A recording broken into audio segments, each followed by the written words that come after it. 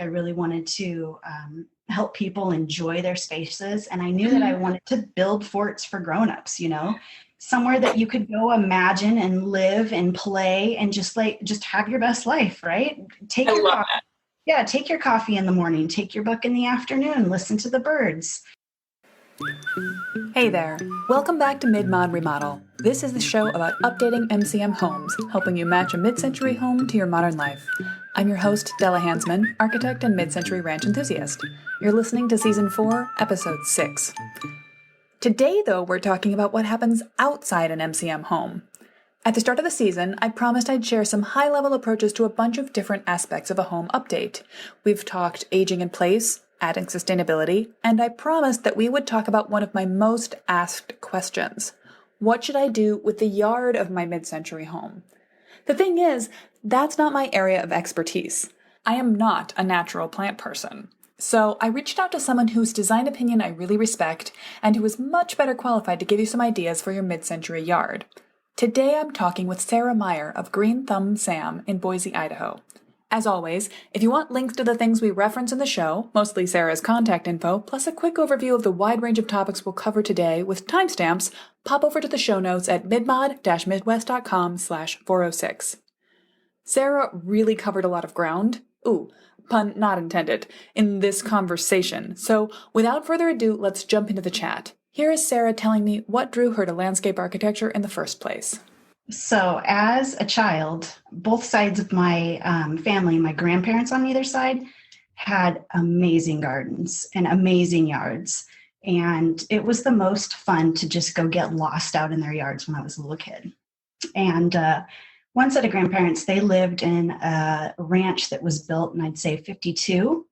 And they had just an amazing backyard where they had a rockery. So it was a very classic rockery with rockery plants. And then they put in a koi pond in the back corner. They had a beautiful ornamental border. And then they had a wonderful vegetable and cutting garden.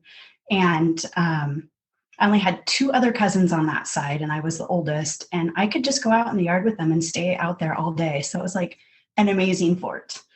And then my grandparents on the other side had built a custom A-frame house, and they lived on a couple of acres. And I grew up in the Seattle area, and we had wonderful forested area. And my grandpa built me and my cousins on that side, two boys.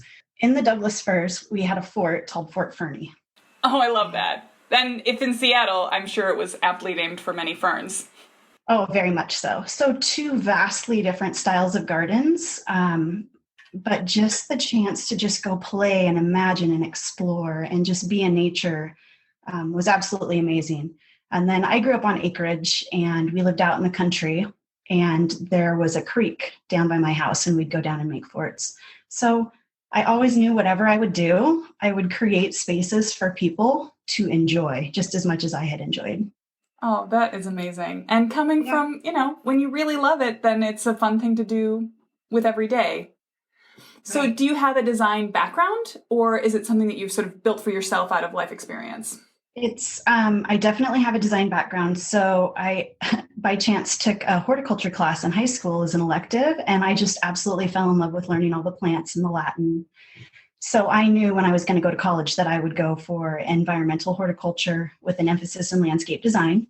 So I have been professionally designing gardens for 20 years now. I started in 2000. And loving them since childhood. That's a good body of knowledge there. Yeah, I also worked at a retail nursery in Issaquah, Washington for 15 years. One of my first jobs where I started out watering the plants, and then by the end, was doing all the displays and the social media and running the place and learning the plants. So it was a great hand-in-hand experience having my design business on the side, and then my customers and clients that would come into the nursery, and I could pick out all the plants for them. That is wonderful. And it doesn't surprise me to hear that you were involved in the social media for their business, because your social media is so great. I love following your Instagram account, which is how I first learned of you. If people are listening at home and want to check it out, it is, it's at Green Thumb Sam, right? Correct. On Insta, and it's wonderful. Thank you so much. My grandpa, who built the fort for me, has always called me Sam. And so that's where the Green Thumb Sam comes from. It's my initials. Oh, I love that. That's really sweet. So let's focus on mid-century, since that is this podcast. I know you work with owners of a bunch of different types of homes, but many of them or some of them in Boise are mid-century style houses. So not too long ago, you gave a talk renovating your mid-century landscape for the Idaho Botanical Garden. I remember seeing word of that online and wishing I could just sci-fi myself right over to attend it. If we would have been doing this whole Zoom thing, it would have been really easy, but that was before we were doing this. So, well, it's one, maybe, I hate to say even a silver lining of COVID, but one effect of COVID has been, I think in the future, live public events will be much more easy to organize people into making them also online events, hopefully. Right. So what are your thoughts for mid-century home yards? Okay, so I have a little bit of experience with this because the first home that my husband and I bought was a 1952 ranch. And yes. Yeah, I always thought that I should have been born, 10 to 20 years previous, because I just love the whole concept of indoor-outdoor living. And so over 7 years, we just changed that landscape incredibly. But when you're looking at how to renovate or even how to design your mid-century landscape, the most important thing is to start with what you have. So you want to, of course, do site inventory and site analysis. So you want to go to your yard and you want to say, okay, there's a fence running down this side of the yard. There's this great big maple in the backyard.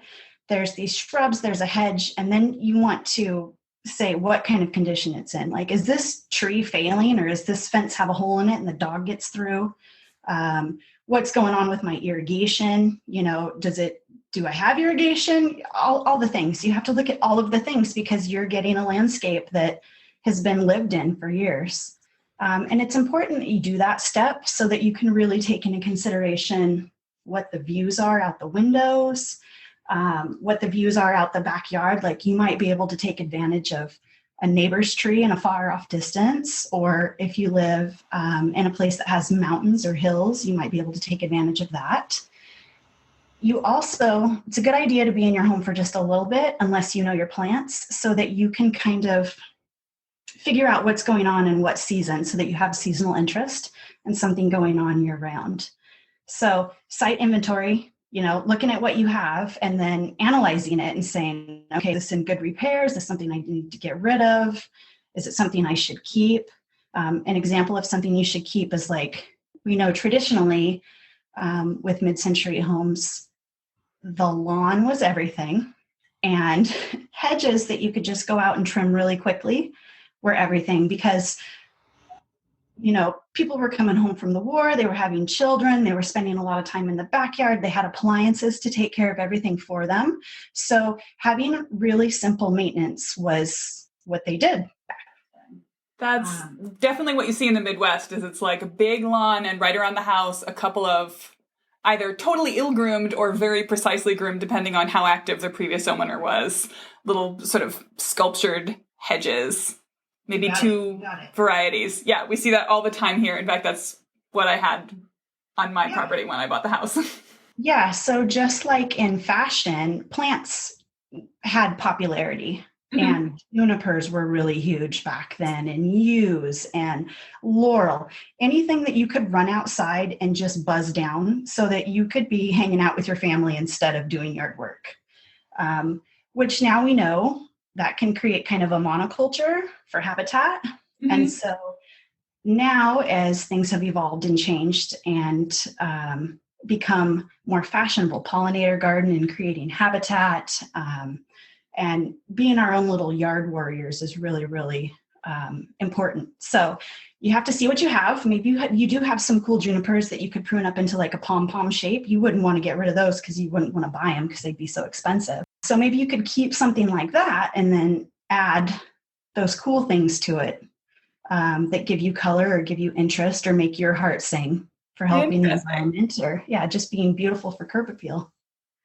It's funny to hear you say fashion, because I think it's true. I wonder how much you see interiors in mid-century houses. You sometimes find you sometimes see a yard that looks very like, oh my gosh, this has not changed since it was built. And you sometimes see an interior that has not changed since it was built. But do you also see yards that have been sort of like done over in the 80s or done over in the 90s in a way that you could identify? Oh, yes, most definitely.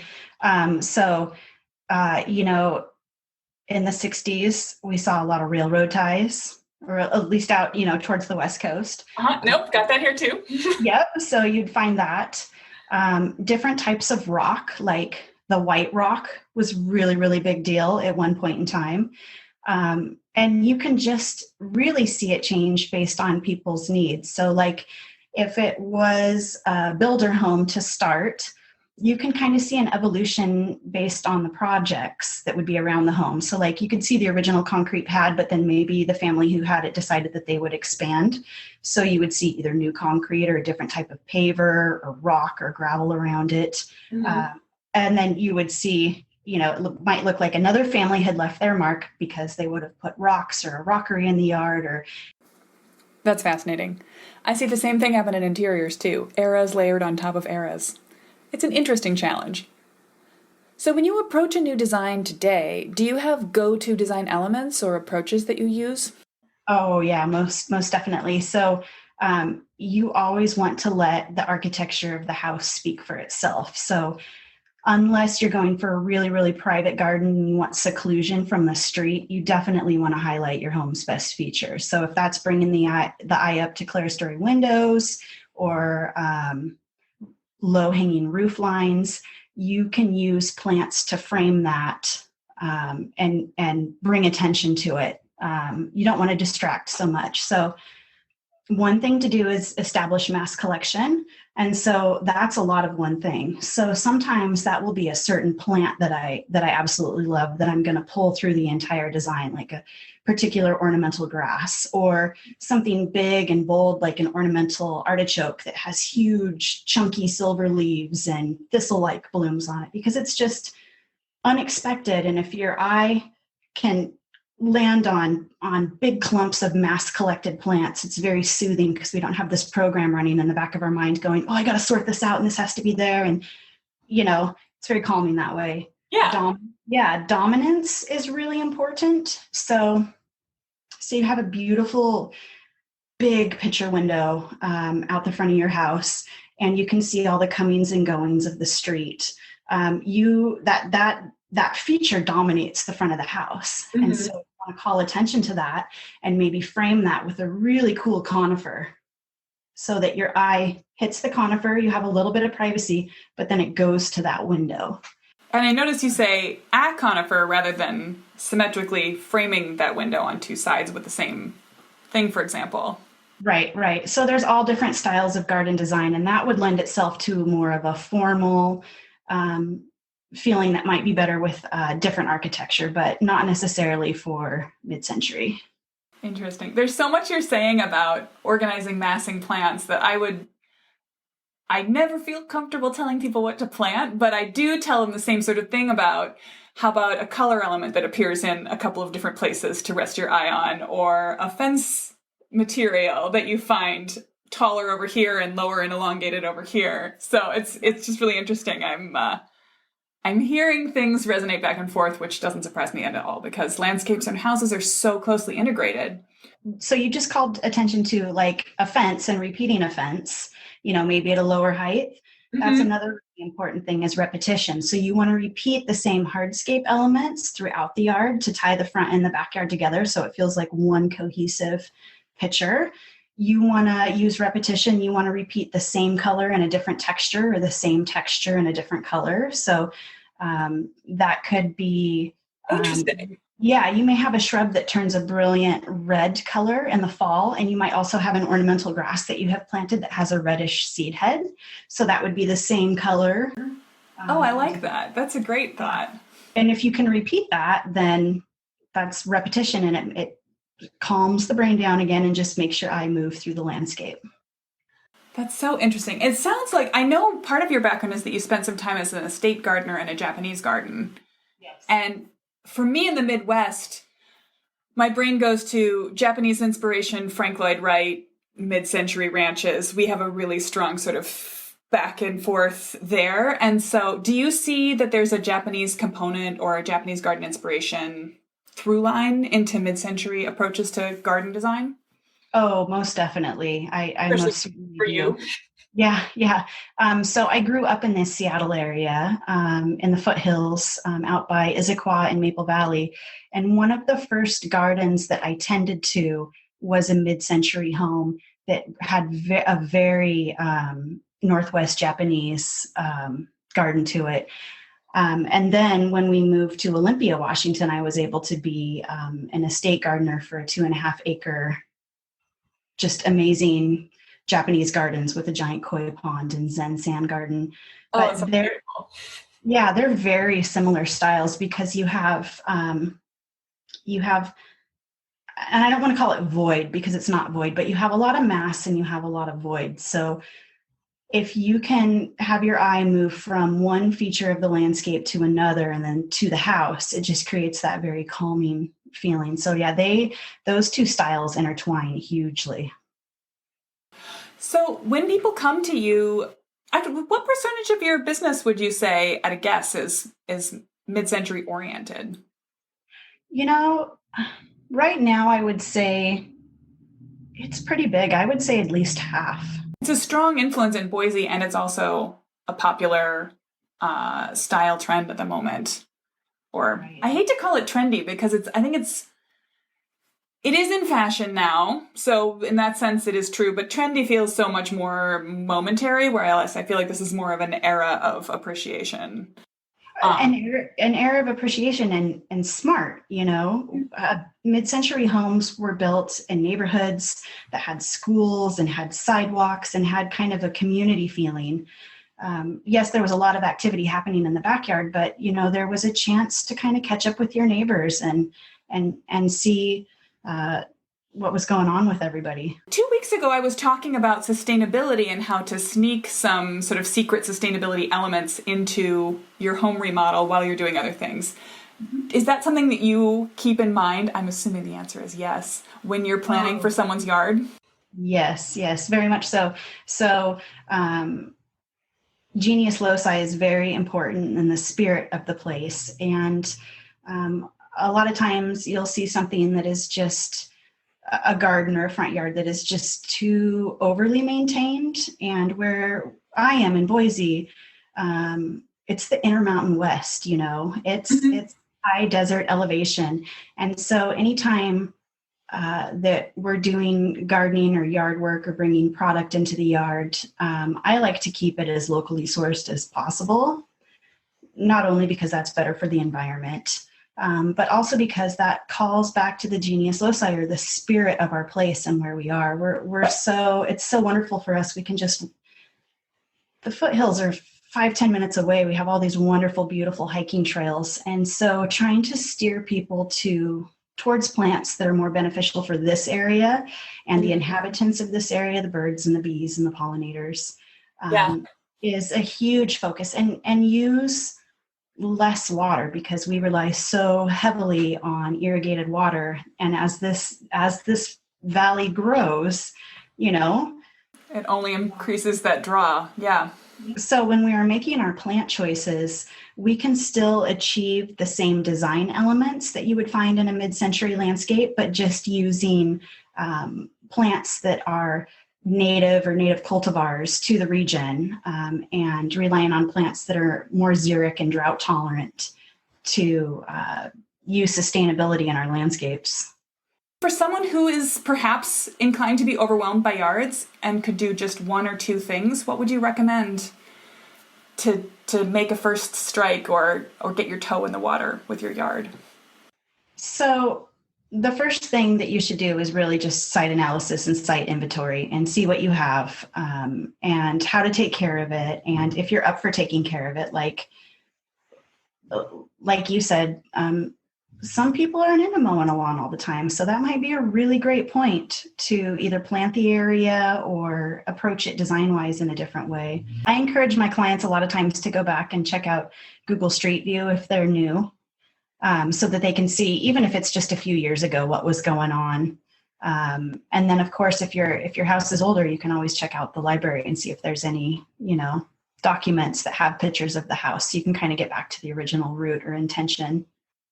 Know what you like and know what you don't like. I mean, and if that is that you have to go to Pinterest and pin a million different ideas, and even if they're different styles and you organize them that way to know what look you're going for so that you can work towards it and not against it. It's kind of taking in that whole overall picture from above of how spaces relate to one another and how you want to use them and what's important, how many people you're going to have coming over to hang out on average once we're past the pandemic. Right. In the future, in the after times. Yes, in the future, in the after times. What is your top number? Like, do you host Thanksgiving every year? Not that you're necessarily going to be inside and outside, but if you can even accommodate the entrance to the home with a little bit more open space, then you won't have people bunching up at the door. This is so close to what I say when I'm having people start with their house. See what you have, what original features remain. Let's talk about your lifestyle. How are you going to use the space? Is it a gathering space? Is it a private space?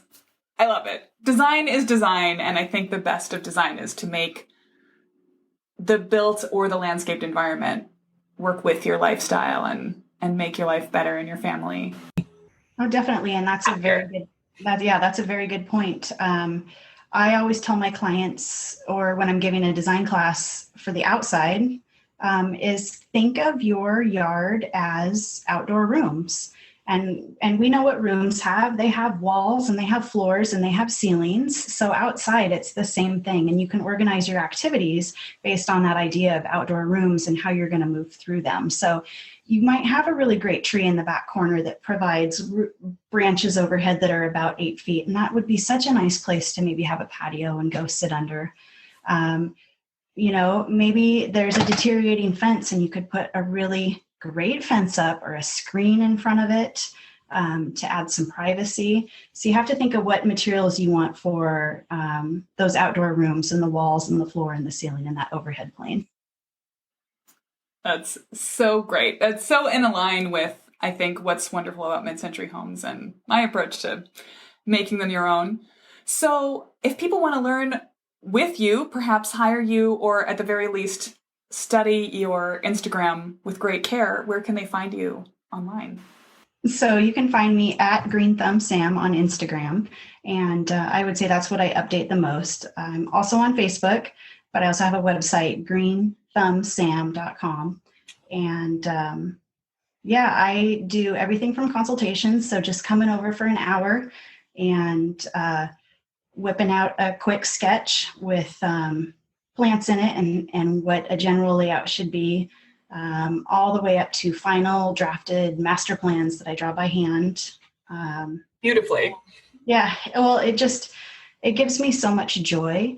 And I think drawing is such a great way to solve problems and to move through them and turn those something that might be problematic into something that is just a wonderful solution that, really makes the yard sing and makes your heart sing when you can go hang out in the backyard or the front yard. So. Wonderful. Well, thanks so much. It has been a real pleasure having you. Thank you. I'm going to go right back to the beginning of this recording and start the conversation over taking notes. I'm so inspired to think about my yard in a different way, and I bet you are too. Seriously, go find Sarah's Instagram. You won't be sorry. Get that link, plus the outline to the show notes at midmod-midwest.com/406. If you enjoyed this conversation, let me know in a review. And when you subscribe to the podcast, you'll ensure you catch every episode and any new guests that I can extrovert my way into inviting to the show. That's it for today.